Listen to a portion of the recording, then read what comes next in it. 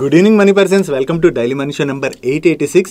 ముందుగా తెలుగు రాష్ట్రాల్లోని last 2 days నుంచి చాలా దారుణంగా వర్షాలు పడుతున్నాయి కదా.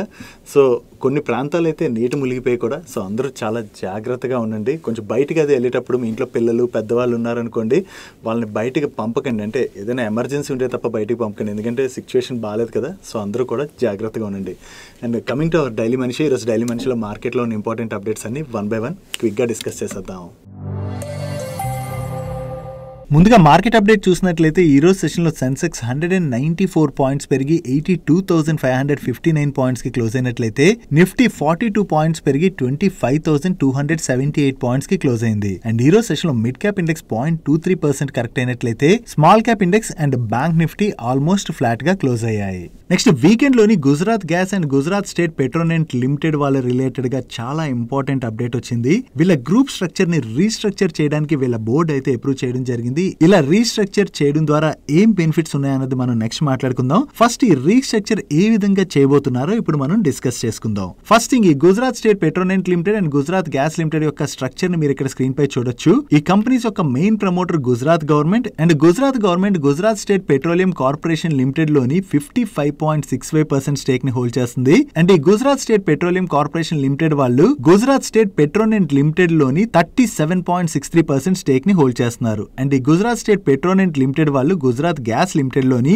54.17% స్టేక్ ని హోల్డ్ చేస్తున్నారు. అండ్ అలాగే గుజరాత్ గవర్నమెంట్ కూడా గుజరాత్ గ్యాస్ లిమిటెడ్ లోని 6.53% స్టేక్ ని హోల్డ్ చేస్తుంది. అండ్ రిమైనింగ్ స్టేక్స్ ఏవైతే ఉన్నాయో వాటిని institutional share holders, public share holders వీళ్ళైతే హోల్డ్ చేస్తున్నారు.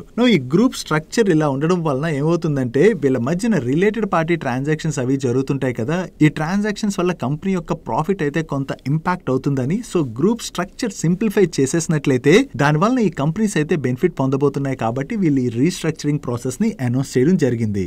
దీనిలో భాగంగా గుజరాత్ గ్యాస్ లిమిటెడ్ లోని Gujarat state petroleum corporation limited ని మర్జ్ చేయనున్నారు. ఈ మర్జర్ లో భాగంగా ఎవరి దగ్గర అయితే రికార్డ్ డేట్ నాటికి ఈ Gujarat state petroleum corporation limited యొక్క 305 షేర్స్ ఉంటాయో వాళ్ళకి గుజరాత్ గ్యాస్ లిమిటెడ్ లోని 10 షేర్స్ ని ఇష్యూ చేయనున్నారు. అండ్ దీంతో పాటుగా అనదర్ లిస్టెడ్ కంపెనీ అయినటువంటి గుజరాత్ స్టేట్ పెట్రోనెట్ లిమిటెడ్ ని కూడా గుజరాత్ గ్యాస్ లిమిటెడ్ లోని వీళ్ళు మర్జ్ చేయనున్నారు. అండ్ ఈ మర్జర్ లో భాగంగా ఎవరి దగ్గర అయితే రికార్డ్ డేట్ నాటికి గుజరాత్ స్టేట్ పెట్రోనెట్ లిమిటెడ్ యొక్క 13 షేర్స్ ఉంటాయో వాళ్ళకి గుజరాత్ గ్యాస్ లిమిటెడ్ లోని 10 షేర్స్ ని ఇష్యూ చేయనున్నారు. అండ్ అంతేకాకుండా జిఎస్పిసి ఎనర్జీ లిమిటెడ్ ని కూడా గుజరాత్ గ్యాస్ లిమిటెడ్ లోనే వీళ్ళు మర్జ్ చేస్తారు.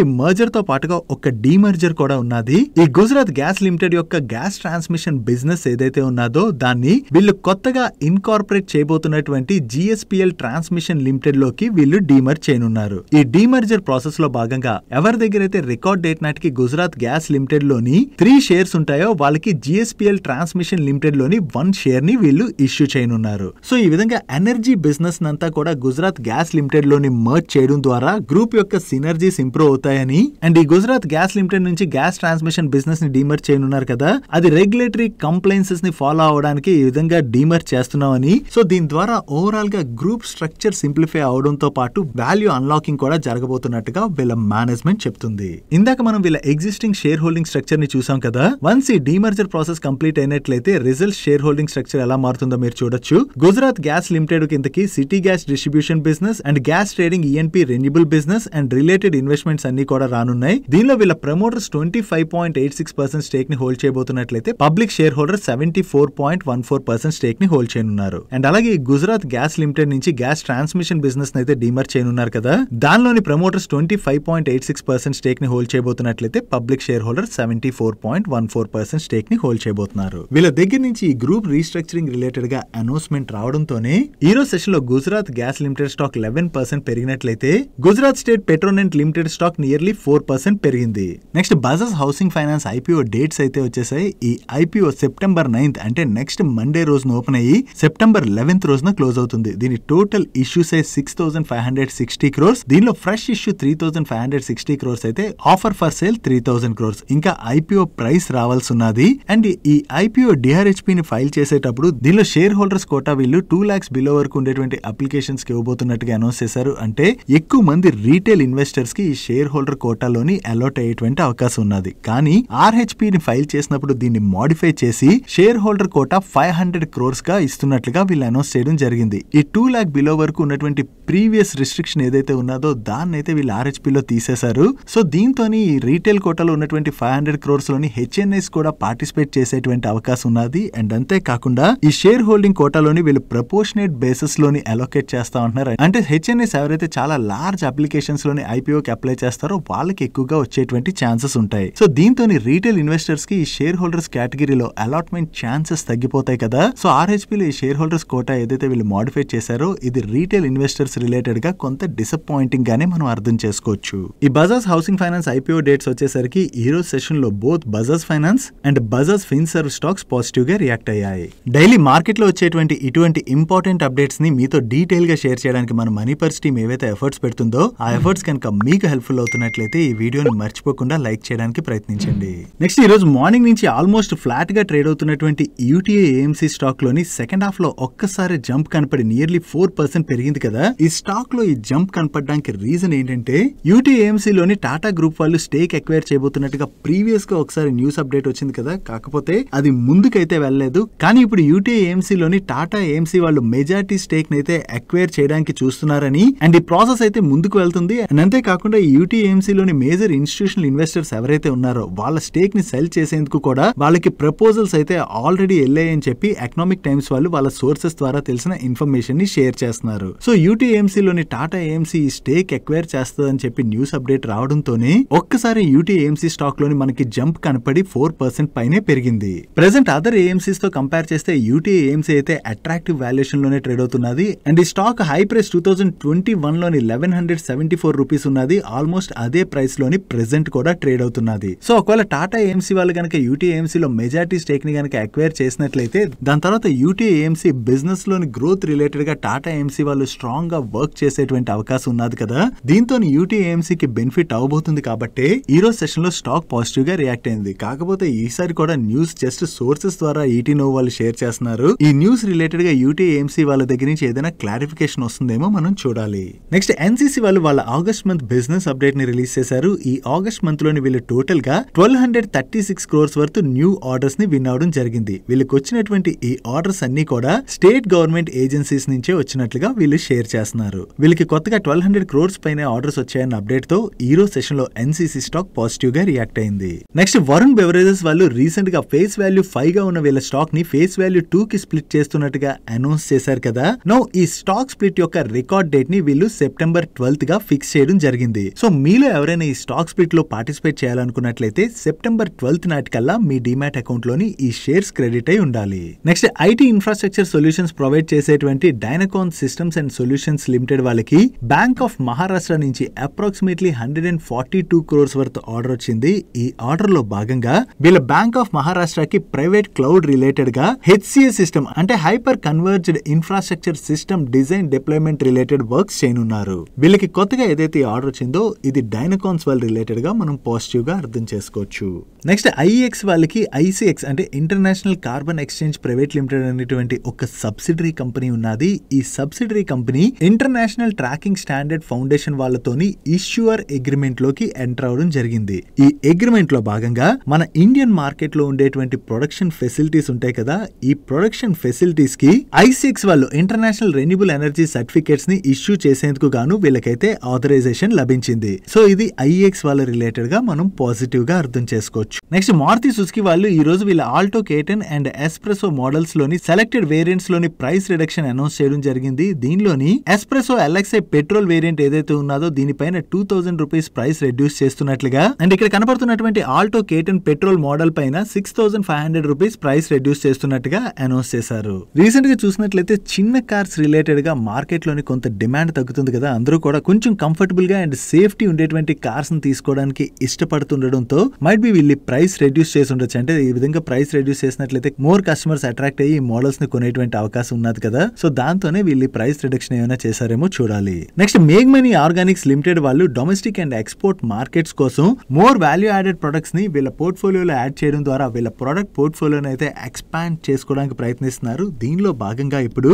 వీళ్ళ దహేజ్ మ్యానుఫ్యాక్చరింగ్ ఫెసిలిటీస్ లోని మీకు ఇక్కడ కనపడుతున్నటువంటి 3 న్యూ ప్రొడక్ట్స్ యొక్క కమర్షియల్ ప్రొడక్షన్ ని స్టార్ట్ చేయడం జరిగింది. ఈ 3 ప్రొడక్ట్స్ కూడా క్రాప్ ప్రొటెక్షన్ సెగ్మెంట్ లోని వీళ్ళు లాంచ్ చేసినటువంటి ప్రొడక్ట్స్ అండ్ ఈ products both domestic and exports markets కోసం వీళ్ళు అవైలబుల్ లోకి తీసుకొస్తున్నారు. సో ఈ ప్రొడక్ట్స్ యొక్క సేల్స్ కనుక బాగా జరిగాయి అనుకోండి అది మేగ్మనీ ఆర్గానిక్స్ లిమిటెడ్ వాళ్ళకి పాజిటివ్ కానుంది.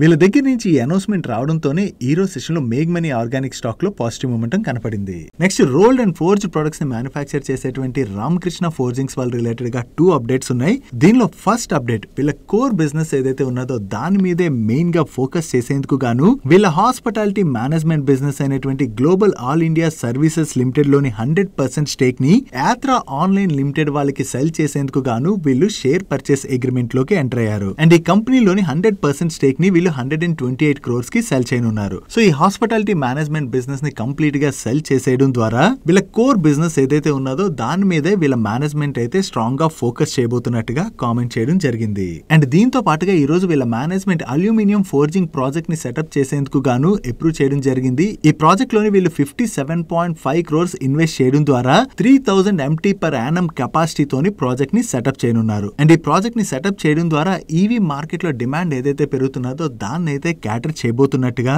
అండ్ ఈ ప్రాజెక్ట్ ఫైనాన్షియల్ ఇయర్ 26 Q2 కల్లా కమిషన్ అవుతుందని చెప్పి వీళ్ళు ఎక్స్పెక్ట్ చేస్తున్నట్టుగా షేర్ చేస్తున్నారు. వన్స్ ఈ ప్రాజెక్ట్ లోని ఆపరేషన్స్ కనుక కమిషన్ అయినట్లయితే వీళ్ళకి దీని ద్వారా అడిషనల్ గా per Yanam 175 crores revenue generate అయ్యేటువంటి అవకాశం ఉన్నదని చెప్పి వీళ్ళ మేనేజ్మెంట్ షేర్ చేస్తుంది. నెక్స్ట్ మన స్టాక్ మార్కెట్ లోని F&O సెగ్మెంట్ లోని చాలా మందికి ఐడియా లేకుండా ఈ సెగ్మెంట్ లోని ట్రేడ్ చేయడం ద్వారా నష్టపోతున్నారని చెప్పి గుర్తించినటువంటి సెబీ ఈ F&O సెగ్మెంట్ రిలేటెడ్ గా కంటిన్యూస్ గా స్ట్రిక్ట్ రూల్స్ అయితే తీసుకొస్తూ ఉంది. ఆల్రెడీ సెబీ ఈ F&O సెగ్మెంట్ లో ఓన్లీ క్వాలిటీ స్టాక్స్ ఉండేలాగా కొన్ని రూల్స్ అయితే తీసుకురాబోతున్నట్టుగా ప్రీవియస్ గానే అనౌన్స్ చేసింది. నో ఈ F&O సెగ్మెంట్ లో stocks entry and exit related గా ఈ రూల్స్ అయితే సెబీ ఇప్పుడు అనౌన్స్ చేసింది. దీనిలో భాగంగా సెబీ ఏం షేర్ చేస్తుందంటే ఈ F&O సెగ్మెంట్ లో ఒక స్టాక్ ఎంటర్ అవ్వాలంటే ప్రీవియస్ గా కూడా ఆ స్టాక్ టాప్ 500 స్టాక్స్ లో ఉండాలి. సేమ్ రూల్ నే ఇప్పుడు కూడా కంటిన్యూ చేస్తున్నారు. కాకపోతే ఇప్పుడు ఈ F&O సెగ్మెంట్ లోని ఎలిజిబిలిటీ పొందడానికి ఆ స్టాక్ రోలింగ్ బేసిస్ లోని ప్రీవియస్ 6 months పీరియడ్ లోని ఆ స్టాక్ యొక్క markets wide position limit 500 crores గా ఉంటే సరిపోయేది. దాన్ని ఇప్పుడు 1500 crores కి పెంచారు. అండ్ అంతేకాకుండా stock average daily delivery value previous గా 10 crores ఉంటే దాన్ని ఇప్పుడు 35 crores కి పెంచడం జరిగింది. సో లాస్ట్ ఫ్యూ ఇయర్స్ గా చూసినట్లయితే మన మార్కెట్ చాలా ర్యాలీ అయిపోయింది కదా. సో ఈ విధంగా సెబీ స్టాక్ ఎలిజిబిలిటీ రిలేటెడ్ గా చేంజెస్ తీసుకురావడం ద్వారా ఓన్లీ F&O సెగ్మెంట్ లోని క్వాలిటీ కంపెనీసే ఉండేలాగైతే ప్రయత్నిస్తుంది. సో సెబీ తీసుకొచ్చినటువంటి ఈ చేంజెస్ ఒక రకంగా మనం పాజిటివ్ గానే అర్థం చేసుకోవచ్చు. అండ్ అంతేకాకుండా వన్స్ ఏదైనా స్టాక్ ఈ ఎలిజిబిలిటీ క్రైటీరియాని మీట్ అవ్వకుండా F&O సెగ్మెంట్ నుంచి ఆ స్టాక్ బయటకు వెళ్ళిపోయింది అనుకోండి, మళ్ళీ ఆ స్టాక్ డెరివేటివ్ మార్కెట్స్ లోకి రీఎంటర్ అవడానికి 1 year టైం పడుతుంది. సో సెబీ దగ్గర నుంచి ఈ అనౌన్స్మెంట్ వచ్చిన తర్వాత నోమా వాళ్ళు సెబీ దగ్గర నుంచి వచ్చినటువంటి ఈ రూల్స్ ప్రకారం చూసినట్లయితే ఏ స్టాక్స్ ఈ F&O సెగ్మెంట్ కి ఎలిజిబుల్ అవుతాయి and A stocks F&O segment నుంచి బయటకు వెళ్తాయని చెప్పి ఒక రిపోర్ట్ ని రిలీజ్ చేశారు. సో ఈ న్యూ రూల్స్ వన్స్ అప్లికేబుల్ అయినట్లయితే F&O సెగ్మెంట్ నుంచి మీకు ఇక్కడ కనపడుతున్నటువంటి 18 స్టాక్స్ ని రిమూవ్ చేసేటువంటి అవకాశం ఉన్నది. అండ్ ఇక్కడ మీకు మరొక ఇమేజ్ కనపడుతున్నది కదా, ఈ ఇమేజ్ లో కనపడుతున్నటువంటి స్టాక్స్ ఏవైతే ఉన్నాయో ఈ స్టాక్స్ అన్ని కూడా F&O సెగ్మెంట్ లోని ఎంటర్ అయ్యేటువంటి అవకాశం ఉన్నది. బట్ సెబీ ఈ రూల్స్ ఎప్పటి నుంచి ఇంప్లిమెంట్ చేస్తుంది అన్నది మనం చూడాలి. నెక్స్ట్ రిలయన్స్ ఇండస్ట్రీస్ వాళ్ళు డిజ్నీ వాళ్ళ ఇండియన్ బిజినెస్ ని అక్వైర్ చేస్తున్నట్టుగా ప్రీవియస్ గా మనం మాట్లాడుకున్నాం కదా. ఈ ఎక్విజిషన్ కి రీసెంట్ గానే వీళ్ళకి కాంపిటీషన్ కమిషన్ ఆఫ్ ఇండియా దగ్గర నుంచి అప్రూవల్ రావడం జరిగింది. ఇప్పుడు ముంబై NCLT దగ్గర నుంచి కూడా అప్రూవల్ వచ్చేసింది. సో 1 by 1 అప్రూవల్స్ వచ్చేస్తున్నాయి కాబట్టి ఎక్విజిషన్ కి లైన్ అయితే క్లియర్ అయిపోతుంది. సో త్వరలోనే డిజ్నీ వాళ్ళ ఇండియన్ బిజినెస్ ని వీళ్ళ వైకామ్ 18 తోని మర్జ్ చేస్తారు. సో వన్స్ ఇది మర్జర్ గనక కంప్లీట్ అయినట్లయితే మన ఇండియాలోని ఇది లార్జెస్ట్ మీడియా హౌస్ గా మారబోతున్నట్లుగా మనం అర్థం చేసుకోవచ్చు. సో వీళ్ళకి ముంబై NCLT దగ్గర నుంచి అప్రూవల్ రావడం రిలయన్స్ ఇండస్ట్రీస్ రిలేటెడ్ గా మనం పాజిటివ్ గా అర్థం చేసుకోవచ్చు. Next project consultancy services offer చేసేటువంటి PSU కంపెనీ అయిన NBCC వాళ్ళు రీసెంట్ గానే 1:2 బోనస్ ఇష్యూని అనౌన్స్ చేశారు కదా. అంటే రికార్డ్ డేట్ నాటికి ఎవరి దగ్గర అయితే ఈ NBCC యొక్క 2 స్టాక్స్ ఉంటాయో వాళ్ళకి 1 స్టాక్ ని వీళ్ళు బోనస్ గా ఇష్యూ చేయబోతున్నారు. ఇప్పుడు ఈ బోనస్ ఇష్యూ యొక్క రికార్డ్ డేట్ ని వీళ్ళు October 7th గా ఫిక్స్ చేయడం జరిగింది. సో మీలో ఎవరైనా ఈ బోనస్ ఇష్యూలో పార్టిసిపేట్ చేయాలనుకున్నట్లయితే October 7th నాటికల్లా మీ డిమాట్ అకౌంట్ లో ఈ NBCC స్టాక్స్ క్రెడిట్ అయి ఉండాలి. Next pipe line laying, joining వంటి వర్క్స్ చేసేటువంటి ఇండియన్ హ్యూమ్ పైప్స్ వాళ్ళు మహారాష్ట్రకి చెందినటువంటి తపి ఇరిగేషన్ డెవలప్మెంట్ కార్పొరేషన్ వాళ్ళ దగ్గర నుంచి ఒక మంచి ఆర్డర్ విన్నారు. ఈ ఆర్డర్ వాల్యూ అప్రాక్సిమేట్లీ 859 crores. ఈ ఆర్డర్ లో భాగంగా జంపాల్ డామ్ ఏరియాలోని gravity pipe line distribution networking related గా వీళ్ళు EPC వర్క్స్ చేయనున్నారు. ఈ కంపెనీ యొక్క మార్కెట్ క్యాప్ ప్రెసెంట్ 3000 crores లో ఉన్నది. ఈ 3000 crores మార్కెట్ క్యాప్ లో ట్రేడ్ అవుతున్నటువంటి కంపెనీకి 859 crores వర్త్ ఆర్డర్ వచ్చిందంటే చాలా పెద్ద ఆర్డర్ చేశారు కదా, దీంతో ఈ రోజు సెషన్ లో ఈ స్టాక్ లో పాజిటివ్ మూమెంటం కనపడింది. నెక్స్ట్ రియల్ ఎస్టేట్ కంపెనీ అయినటువంటి గోద్రేజ్ ప్రాపర్టీస్ వాళ్ళు హర్యానా షేరీ వికాస్ ప్రదీకరణ్ వాళ్ళు ఫ్లోట్ చేసినటువంటి ఈ ఆప్షన్ లో పార్టిసిపేట్ చేసి హైయెస్ట్ బిడ్డర్ గా సెలెక్ట్ అయ్యారు. దీనిలో భాగంగా వీళ్ళు గురుగావ్ లోని ప్రీమియం లొకేషన్ లోని 2 గ్రూప్ హౌసింగ్ ప్లాట్స్ ని డెవలప్ చేయనున్నారు. అండ్ ఈ ప్రాజెక్ట్స్ ఏవైతే వీళ్ళు డెవలప్ చేయనున్నారో దీని ద్వారా వీళ్ళకి 3,400 crores రెవెన్యూ పొటెన్షియల్ జనరేట్ అయ్యేటువంటి అవకాశం ఉన్నదని చెప్పి వీళ్ళ మేనేజ్మెంట్ ఎక్స్పెక్ట్ చేస్తుంది. సో వీళ్ళు కొత్తగా ఈ ప్రాజెక్ట్స్ డెవలప్ చేసేందుకు గాను హైయెస్ట్ బిడ్డర్ గా సెలెక్ట్ అయ్యారు కదా, సో ఇది గోద్రేజ్ ప్రాపర్టీస్ వాళ్ళ రిలేటెడ్ గా మనం పాజిటివ్ గా అర్థం చేసుకోవచ్చు. నెక్స్ట్ ఇమామి వాళ్ళు హేలియోస్ లైఫ్ స్టైల్ ప్రైవేట్ లిమిటెడ్, అదే మెన్ గ్రూమింగ్ ప్రొడక్ట్స్ ని సెల్ చేసేటువంటి ది మ్యాన్ కంపెనీ ఉన్నది కదా, ఈ కంపెనీలోని వీళ్ళు ఆల్రెడీ 50.4% స్టేక్ ని హోల్డ్ చేస్తున్నారు. ఇప్పుడు రిమైనింగ్ 49.6% స్టేక్ ని కూడా ఇమామి వాళ్ళు అక్వైర్ చేసేయడం జరిగింది. సో ఈ కంపెనీలోని వీళ్ళు 100% స్టేక్ ని అక్వైర్ చేసేసారు కాబట్టి ఈ కంపెనీ ఇమామి వాళ్ళ ఓన్లీ ఓన్ సబ్సిడరీ కంపెనీగా మారనుంది. నౌ ది మ్యాన్ కంపెనీ వాళ్ళ మెన్ గ్రూమింగ్ ప్రొడక్ట్స్ కి అయితే మార్కెట్ లో మంచి డిమాండ్ ఉన్నది. సో ఈ ప్రొడక్ట్ సేల్స్ కనుక బాగా పెరిగినట్లయితే అది ఇమామి వాళ్ళకి పాజిటివ్ కానున్నట్టుగా మనం అర్థం చేసుకోవచ్చు.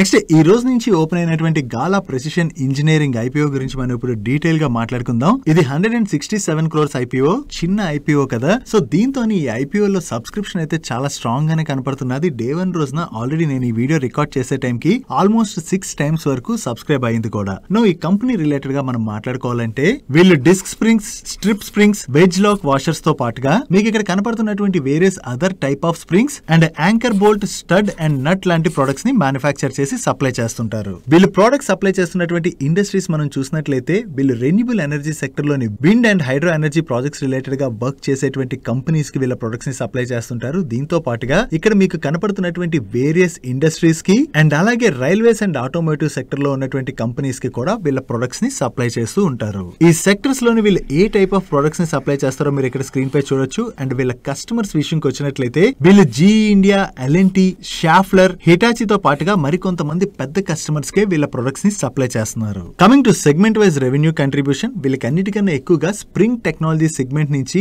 80% రెవెన్యూ కంట్రిబ్యూషన్ వస్తున్నట్లయితే ఫాస్టనింగ్ సొల్యూషన్స్ నుంచి 19.34% రెవెన్యూ కంట్రిబ్యూషన్ వస్తుంది. And surface engineering solution segment నుంచి మినిమల్ కంట్రిబ్యూషన్ వస్తున్నట్టుగానే మనం అర్థం చేసుకోవచ్చు. And sector wise revenue contribution చూసినట్లయితే వీళ్ళకి ఇండస్ట్రియల్ సెగ్మెంట్ నుంచి 40.49% రెవెన్యూ కంట్రిబ్యూషన్ వస్తున్నట్లయితే రెన్యూబుల్ ఎనర్జీ సెక్టర్ నుంచి 30.98% రెవెన్యూ కంట్రిబ్యూషన్ వస్తుంది. అండ్ మొబిలిటీ సెగ్మెంట్స్ నుంచి 28.53% రెవెన్యూ కంట్రిబ్యూషన్ వస్తుంది. వీళ్ళ ప్రొడక్ట్స్ ని ఇండియాలోనే కాదు వేరియస్ అదర్ కంట్రీస్ లో ఉన్నటువంటి కస్టమర్స్ కి కూడా వీళ్ళ ప్రొడక్ట్స్ ని సెల్ చేస్తున్నారు. వీళ్ళకి డొమెస్టిక్ మార్కెట్ నుంచి 62.47% రెవెన్యూ కంట్రిబ్యూషన్ వస్తున్నట్లయితే ఎక్స్పోర్ట్స్ నుంచి 37.53% కంట్రిబ్యూషన్ వస్తుంది. And coming to the board of directors, ఈ కంపెనీలోని mister Kirit Vishanji Gala garu present chairman and managing director role లో ఉన్నట్లయితే అండ్ మిస్టర్ సతీష్ కోట్వానీ వీళ్ళిద్దరూ కూడా హోల్ టైమ్ డైరెక్టర్స్ గా వ్యవహరిస్తున్నారు. అండ్ సతీష్ కోట్వానీ గారు మార్కెటింగ్ సెగ్మెంట్ ని లీడ్ చేస్తూ ఉంటారు. అండ్ రిమైనింగ్ ఎవరెవరు ఏ పొజిషన్స్ లో ఉన్నారన్నది మీరు ఇక్కడ స్క్రీన్ పై చూడొచ్చు. Coming to the share holding pattern, ఈ కంపెనీ యొక్క ప్రమోటర్ అయినటువంటి మిస్టర్ కిరీట్ విశాంజీ గాలా గారు ప్రెసెంట్ కంపెనీలో 27.61% స్టేక్ ని హోల్డ్ చేస్తున్నట్లయితే ప్రమోటింగ్ గ్రూప్ మెంబర్స్ అయినటువంటి రూమి కిరీట్ గాలా గారు 12.36% స్టేక్ ని హోల్డ్ చేస్తున్నట్లయితే తారామతి వి గాలా గారు 15.65% స్టేక్ ని హోల్డ్ చేస్తున్నారు. అండ్ వీళ్ళ తర్వాత ఎవరెవరు ఎంత స్టేక్ ని హోల్డ్ చేస్తున్నారు అన్నది మీరు ఇక్కడ స్క్రీన్ పై చూడొచ్చు. కమింగ్ టు ఐపీఓ డీటెయిల్స్, ఇది book building type IPO and దీని యొక్క ఇష్యూ సైజ్ 167.93 crores. దీనిలో ఫ్రెష్ ఇష్యూ 135.34 crores అయితే offer for sale 32.59 crores. And ఈ ఐపీఓ ప్రైస్ బ్యాండ్ విషయంకి వస్తే వీళ్ళు 503 రూపీస్ టు 529 రూపీస్ కోట్ చేస్తున్నారు. దీనిలో హైయర్ ప్రైస్ బ్రాండ్ ప్రకారం మనం క్యాలిక్యులేట్ చేసినట్లయితే ప్రెసెంట్ ఈ కంపెనీ యొక్క మార్కెట్ క్యాప్ 670 crores. అండ్ ఈ ఐపీఓలో మీరు పార్టిసిపేట్ చేయాలంటే మినిమం 28 షేర్స్ తోని 1 లాట్ కి అప్లై చేయాలి. అండ్ ఈ stock both BSE and NSE లోని లిస్ట్ అవుతుంది. కమింగ్ టు ఐపీఓ డేట్స్, ఈ ఐపీఓ 2nd September అంటే ఆల్రెడీ ఈ రోజు ఓపెన్ అయింది అండ్ 4th September రోజున క్లోజ్ అవుతుంది. రిమైనింగ్ టెంటేటివ్ డేట్స్ ని మీరు ఇక్కడ స్క్రీన్ పై చూడొచ్చు. అండ్ ఈ ఐపీఓ లోని QABs కి 50%, NIS కి 15% అండ్ రీటైల్ కి 35% కోటాని అలాట్ చేయడం జరిగింది. కమింగ్ టు ద ఫైనాన్షియల్స్, ముందుగా వీళ్ళ బ్యాలెన్స్ షీట్ చూసినట్లయితే ఈ కంపెనీ దగ్గర టోటల్ గా 55 crores డెట్ ఉన్నట్లయితే 104.45 crores ఈక్విటీ ఉన్నది. అంటే వీళ్ళ debt to equity ratio 0.527 times which is well in control. And coming to P&L, financial year 22 to financial year 24 మధ్యన వీళ్ళ ఆపరేటింగ్ రెవెన్యూస్ లోని 18% CAGR చొప్పున గ్రోత్ డెలివర్ చేసినట్లయితే ఆపరేటింగ్ ఎబిటా లోని 40.39% CAGR చొప్పున గ్రోత్ డెలివర్ చేశారు. అండ్ ప్యాట్ లో 83.52% CAGR చొప్పున గ్రోత్ డెలివర్ చేయడం జరిగింది. అండ్ వీళ్ళు 16 to 19% in between EBITDA margins ని జనరేట్ చేస్తున్నట్లయితే 11-14% ఇన్ బిట్వీన్ ప్యాట్ మార్జిన్స్ ని జనరేట్ చేస్తున్నారు. కమింగ్ టు పియర్ కంపారిజన్, వీళ్ళకి SKF India, Rolex rings, Harsha engineering లాంటి వెల్ నోన్ కంపెనీస్ వీళ్ళ పియర్స్ గా ఉన్నాయి. వీళ్ళ పియర్స్ తోని ఫైనాన్షియల్స్ కంపేర్ చేస్తే రెవెన్యూస్ పరంగా చూసినట్లయితే స్టెర్లింగ్ టూల్స్ వాళ్ళు బెటర్ గ్రోత్ ని డెలివర్ చేస్తున్నారు. బట్ ప్రాఫిట్ పరంగా కంపేర్ చేస్తే Ratnaveer precision engineering and Gala precision engineering వాళ్ళు ప్రాఫిట్స్ లోని బెటర్ గ్రోత్ డెలివర్ చేస్తున్నారు. And coming to margins, peers లోని అందరికన్నా బెటర్ గా రోలెక్స్ రింగ్స్ వాళ్ళు మార్జిన్స్ జనరేట్ చేసినట్లయితే ఎస్కేఎఫ్ ఇండియా వాళ్ళు and Gala precision engineering limited వాళ్ళు కూడా డీసెంట్ మార్జిన్స్ జనరేట్ చేస్తున్నారు. అండ్ రిటర్న్ రేషియోస్ పరంగా చూస్తే ఎస్కేఎఫ్ ఇండియా, రోలెక్స్ రింగ్స్ తర్వాత వీళ్ళే బెటర్ రిటర్న్ రేషియోస్ జనరేట్ చేస్తున్నారు. అండ్ వాల్యుయేషన్స్ ప్రకారం చూసినట్లయితే ఈ ఐపీఓని వీళ్ళు ఇండస్ట్రీ యావరేజ్ వాల్యుయేషన్స్ ప్రకారమే కోట్ చేస్తున్నట్టుగా మనం అర్థం చేసుకోవచ్చు. And coming to our personal view, మా పర్సనల్ వ్యూ షేర్ చేసే ముందు స్టాండర్డ్ డిస్క్లైమర్, ఈ ఐపీఓలో మేము ఏదైతే ఇన్ఫర్మేషన్ ని షేర్ చేసామో అది కేవలం మీ ఎడ్యుకేషన్ పర్పస్ కోసమే యూజ్ చేసుకుని ఈ కంపెనీ రిలేటెడ్ గా ఫర్దర్ గా రీసెర్చ్ చేసి అప్పుడు ఈ ఐపీఓ రిలేటెడ్ గా మీరు డిసిషన్ తీసుకోవడం బెటర్. ఒకవేళ మీ అంతట మీరే వర్క్ చేసి డిసిషన్ తీసుకోలేని పక్షంలో మీ ఫైనాన్షియల్ అడ్వైజర్ సలహా తీసుకోవడం అనేది మంచిది. షార్ట్ టర్మ్ పరంగా చూసినట్లయితే ఇది చాలా చిన్న ఐపీఓ అవడం వల్ల ఐపీఓ సబ్స్క్రిప్షన్ అయితే బాగానే అవుతుంది. అండ్ అంతేకాకుండా ప్రెసెంట్ ఐపీఓస్ రిలేటెడ్ గా కొంత యూఫోరియా కనపడుతుంది కదా మార్కెట్ లోని, దీంతో లిస్టింగ్ గెయిన్స్ వచ్చేటువంటి అవకాశాలు అయితే కనిపిస్తున్నాయి. బట్ లాంగ్ టర్మ్ వ్యూ ప్రకారం మనం చూసినట్లయితే ఈ సెగ్మెంట్ లోని అదర్ బెటర్ కంపెనీస్ కూడా ఉన్నాయి కాబట్టి వన్స్ లిస్ట్ అయిన తర్వాత కంపెనీ ఎలా పెర్ఫార్మ్ చేస్తుంది అన్నది చూసి మన డెసిషన్ తీసుకోవడం అనేది better. That's it for today's daily మనిషి. ఈ రోజు డైలీ మనిషిలో మేము షేర్ చేసిన ఇన్ఫర్మేషన్ మీకు నచ్చినట్లయితే ఈ వీడియోని లైక్ చేయండి. ఈ video me friends and family members helpful అవుతుందంటే ఈ వీడియోని వాళ్ళకి షేర్ చేయండి. అండ్ మీరు ఇదే ఫస్ట్ టైం మన మనీపర్ ఛానల్కి వచ్చి ఛానల్ ఇంకా సబ్స్క్రైబ్ చేయలేనట్లయితే ఇక్కడ ఉన్న ఛానల్ లోగో మీద క్లిక్ చేసి ఛానల్ సబ్స్క్రైబ్ చేసుకుంటూ పక్కన బెల్ ఐకాన్లోని ఆల్ నోటిఫికేషన్స్ యాక్టివేట్ చేసుకోండి. నేను చంద్రశేఖర్ పత్రి మరొక ఇంట్రెస్టింగ్ వీడియోతో కలుద్దాం. Good night.